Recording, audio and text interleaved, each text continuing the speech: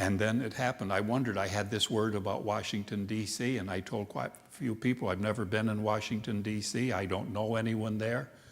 I wouldn't know what to do. I didn't feel anything. The Lord said, you will be there. Well, I'm just absolutely amazed. I left the Bible school, walked out with nothing, came here with nothing, and I look at what's happened, and I mean, to this day, I absolutely marvel at what's happened. The Lord's created something out of nothing, and I marvel, and I count it a privilege to be here today. Noise, I didn't understand, and everything I figured got eliminated. But something, as I've walked with the Lord, something is happening. See, at the noise, your waterspout, the favor of God, the approbation of God, resting on a life to bring us through to a destined point. It's in Revelation chapter 5 and verse 9. Revelation chapter 5. See, at the noise. Now, Revelation chapter 5, verse 9. And they what? They sang a new song. Sung or sang a new song. See, that noise has become a song. And I can look back now. And if I could sing, I would have a song. And I'm asking the Lord about that. Someday I might surprise you. Because I'm really asking the Lord. I can't sing at all. Music, I don't understand it. I can't. But someday I'm going to sing. They sang a new song. That's a new song. See, something had happened. And the Lord, in that interval between the noise and that new song, the song of Moses and the Lamb, a song of identity. You've made us unto our God kings and priests, and we shall what? Reign. Where? On the earth. So we're being prepared as a governmental people to govern literally the millennial kingdom, to bring the judgments in the closing out of the church age and the government. See, the very ones Satan deceived Adam and Eve and laughed at God. The Lord said, you bruised their heel, but they will bruise your head. And the Lord, in his infinite wisdom, is using the very ones that Satan deceived to bring him down, to destroy him and his kingdom, and to bring in the judgments and the millennial kingdom. It's going to come through a body of overcomers. Thou hath made us. That's a processing. That's the ministry. That's why we're here today. We're being made. That is, we're being prepared. You've made us. In Revelation chapter 19, it says, his wife, the bride, has made herself ready. Hath made us unto our God kings and priests, and we shall what? Reign. See, now, the noise has become what?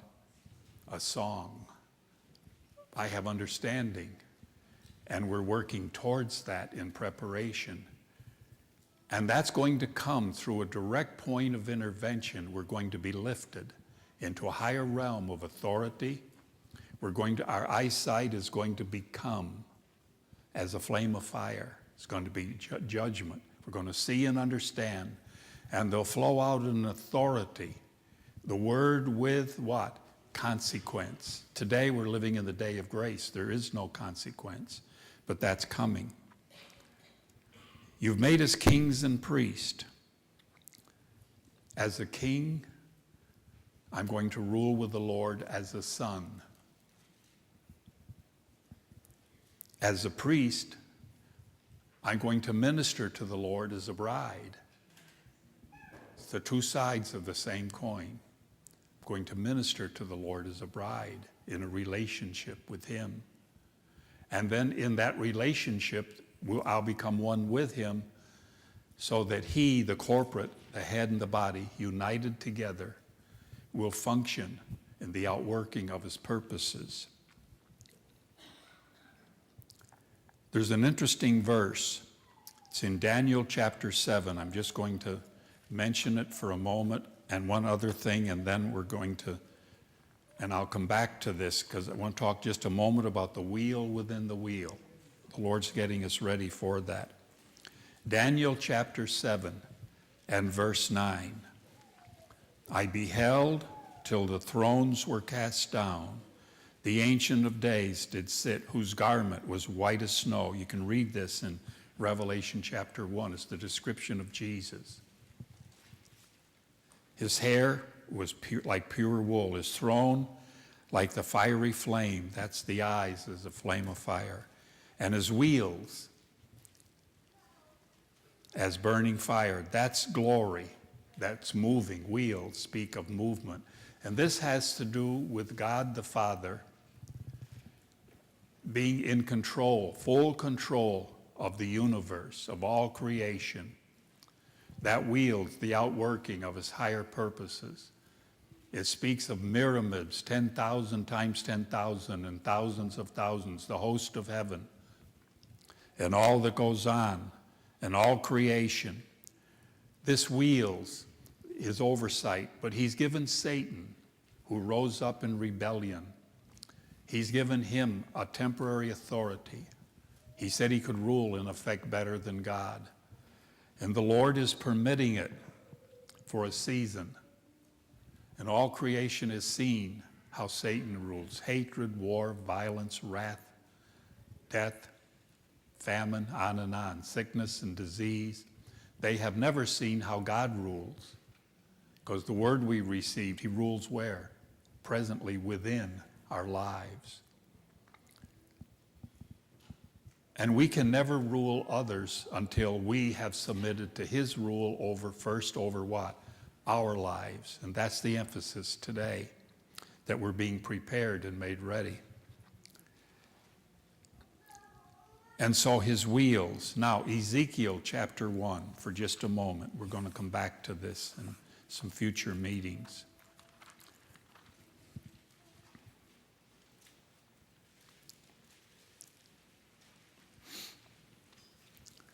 Verse 16, the appearance of the wheels. And their work was likened to the color of beryl. That's the color, that's glory. And they four, the overcomers, the type, had one likeness. We're the body, he's the head. What's seen is Jesus.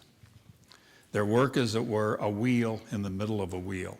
So then, we are being prepared for the higher purpose of God. And when that wheel that controls the universe, when Satan's time has come to an end, there'll be a point of intervention. And there'll be a lifting up and an empowering of an overcoming people. And the wheel that we're becoming, the expression of his life, in moving in harmony with him, in obedience. You see, we're being prepared. And the Lord is beginning to speak to us. And it might be a simple word, like you walk by a piece of paper on the floor and the Lord said, turn around and pick it up. Say, well, that's stupid. Well, it is. But it's a step of obedience. You see, and it's just simple things where we're being disciplined. And then comes the more important thing. And we're being prepared and trained. And so we're beginning to hear. And in obedience. And all this is preparation for the greater day. We're obeying now, but if we're not obeying now, we'll not be able to obey in that day. And so we're being prepared. The Lord's beginning to speak. And no matter how simple it may be, and most of these things, there's no real outworking of it. Like there isn't any, the full outworking. We're just obedient, and that's it. Because what the Lord wants is that step of obedience and the fact that we're responding to hearing. Someone, when the children of Israel came out of Egypt and came to the Red Sea, they didn't have the level of revelation that they later had. And so when the Egyptians came, the Red Sea parted in front of them and they walked in on dry ground. But then they received in the wilderness, they had the pillar of fire by night, the cloud by day. They had manna. There was provision. They were fed by the Lord. They had guidance, direction, the pillar of fire and the cloud. When it moved, you move. When it stays, you stay. Then when they came to the Jordan, To whom much is given is much required. The priests were to take the ark and they were to walk into the flooded Jordan. And the word said, when the soles of your feet touch the water will recede under your feet. Well, if that had not been the Lord, what would have happened? They would have drowned it. So someone said to me once, I think the Lord is saying this, but I'm not totally sure. I said, well, just go ahead and try it. And if it's the Lord, the water will part. If not, you'll drown.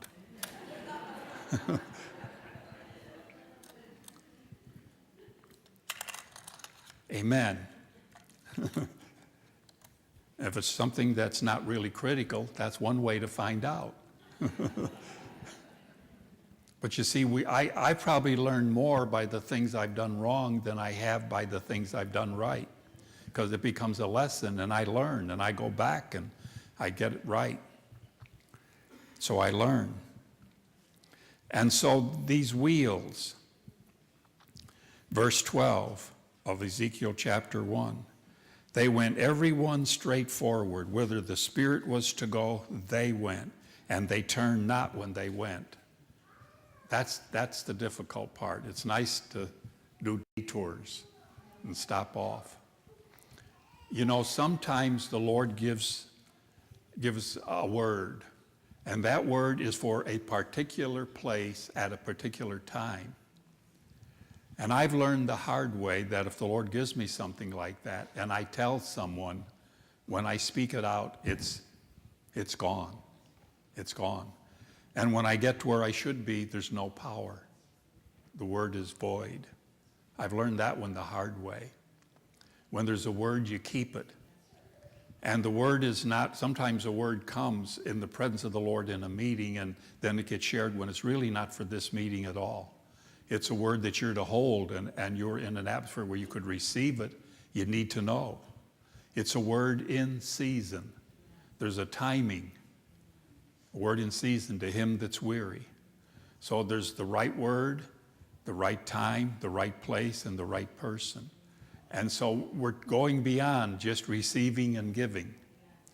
We're learning how to be directive and speak a creative word directly to the right person at the right time. And the Lord's teaching us. Now, I'm up to where I want to be. This is the part I look at my watch and say, well, I'll have to skip it. And I'm doing a little better because no one's gotten up and walked out yet. So we're all right. We still have some time. John chapter 6, verse 1. Now, how do this work of preparation in our getting ready? I'm just going to share a couple principles. John chapter 6 and verse 1. Matthew, Mark, Luke, John chapter 6 and verse 1. Verse 2. A great multitude followed Jesus. Now, if you're there, why were they following? Because why? They saw miracles. They were observers. They came to see a good show. And I've said this in the meetings. I respect Benny Hinn, and I've never been to one of his meetings, but I'd like to go sometime. And if I were to go, I would sit there and watch what he's doing and admire what's happening and clap and thank the Lord for what's happening and the testimonies. I would be an observer. They followed because they saw miracles. When they were hungry, he fed them loaves and fishes. The Lord is faithful. He will meet our needs miraculously, a creative miracle. But when they came back and said, do it again, and I mentioned this earlier in the communion service, he multiplied loaves and fishes. A little lad had 5 loaves, 2 fishes. He multiplied it till the whole multitude was fed. And there's a principle in this that I'm still asking the Lord about. It has to do with end-time provision, because the Lord told them they were to remember the numbers. There was 12 basketfuls left over. This has to do with an end-time provision.